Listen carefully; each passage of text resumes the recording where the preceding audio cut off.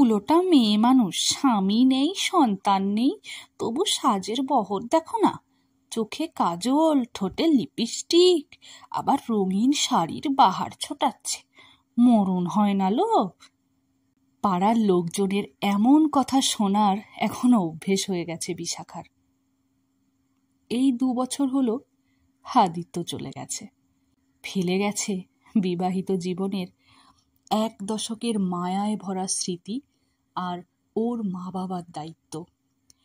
বাপের বাড়ি, শ্বশুর বাড়ির দায়িত্ব থেকে নিজের চাকরি, সবটাকেই বুকে আগলে জীবনে এগোতে গিয়ে রোজই এরকম কথার সম্মুখীন হতে হয় তাকে। আর তখনই শাশুড়ি মায়ের বলা বেদবাক্যখানি মনে পড়ে বিশাখার।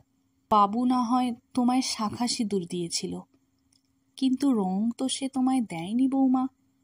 এই রঙের অধিকার তোমার জন্মগত, তুমি কখনো গায়ে সাদা থান জড়াবে না, এই আমার দিব্যি রইল। তাই আজও সে রঙের থেকে মুখ ফেরায়নি। স্বামী সন্তান না হলেও মা বাবা ও শ্বশুর শাশুড়ির ভালোবাসায় রঙিন হয়ে আছে তার জীবন।